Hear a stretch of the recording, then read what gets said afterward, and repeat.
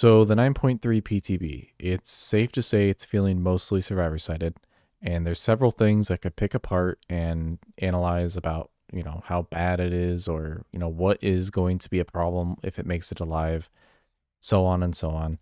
But I really want to focus on one specific change that was made in regards to the medkit add-ons, the Syringe and the Styptic. This may be a controversial take, but I believe the reworked Syringe is actually a really good change. There is one simple change that can be made to address the main concern with this add-on, but first I want to assess my reasoning for why I find this change to be good. Over the years, syringes have been a never-ending problem, and the power they have in a match is pretty damn strong.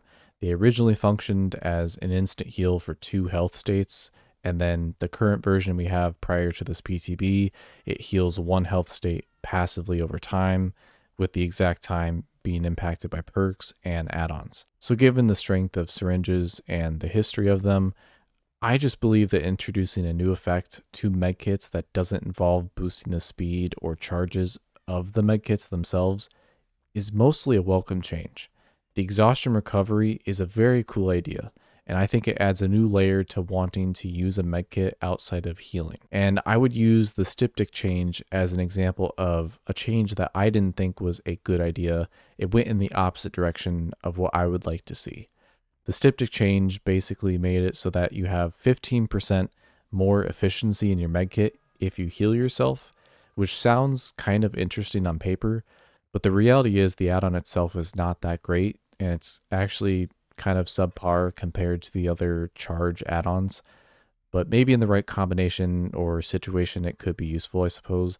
But again, the whole point of what I like about the syringe change is that it is some sort of innovation. I think introducing more unique powers and properties to items can bring new purpose for old and discarded add-ons, or in other cases like the syringe change, it nerfs some of the strongest ones. With that being said, while I do believe this reworked syringe is a good change, I can also see the potential problems this add-on could summon. The strongest anti-exhaustion build that's making the rounds in this PTB is a combination of Sprint Burst, Blood Rush, and a Syringe. Now this would allow you to utilize Sprint Burst 3 times after being unhooked.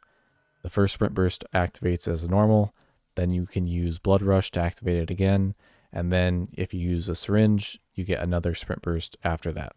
Now when it comes to this build, I believe that with all of the anti-tunneling measures that are being implemented and likely coming to life, if a killer really wants to tunnel someone and they have this build, I don't see that much of a problem. Now the larger question at hand could be, well, what if it's just Sprint Burst and the Syringe? And is that fair?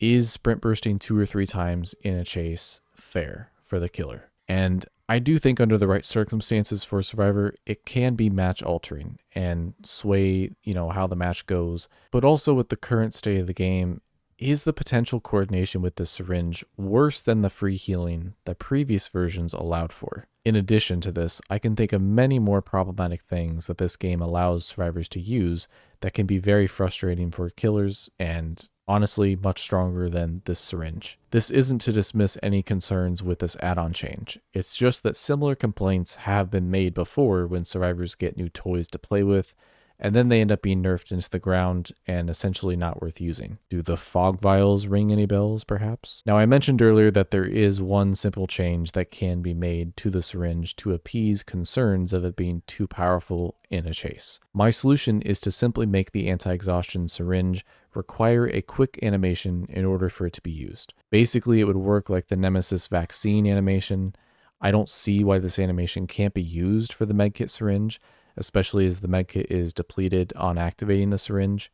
And also, it's DBD, they're used to reusing animations all the time, so this is just par for the course. The alternative solution also that I thought of could be to just make the syringe simply provide passive exhaustion recovery instead of an instant recovery. That way, if a survivor uses this mid-chase, the killer could still have a chance to down the survivor before the exhaustion recovers. The passive recovery could take 20 seconds or so to activate, perhaps, but I'm not entirely sure on the exact number because the number is not really the point. It's the idea, either the animation or the passive exhaustion recovery, because it eliminates the instant use that the current version in the PTB allows.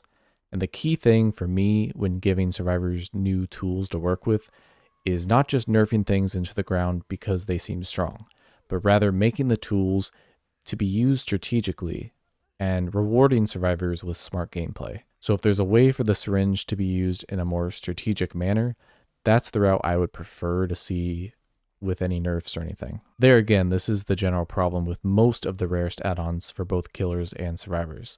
They're hard to balance without just nerfing them entirely, but they also can cause a lot of frustration on either side. But this also just reinforces my perspective on this whole syringe change in the first place, as I'm glad to see some more innovation in the survivor item department rather than just reusing the same tired ideas with a new number or, a new effect, quote unquote, but just reworded in a different way. I'm curious what your thoughts are on this add-on change. Do you like the change, or is it potentially too powerful? I have a prediction in that the syringe or blood rush itself will end up being changed before the patch goes live, and that could be either a slight adjustment or a total overhaul of either thing. But I'm hoping that this add-on makes it to live as it is now, or with the potential nerf solutions that I presented just a moment ago. From my perspective, it's hard to assess the overall strength of changes like this because a PTB, sometimes people just kind of fuck around and they don't really do much.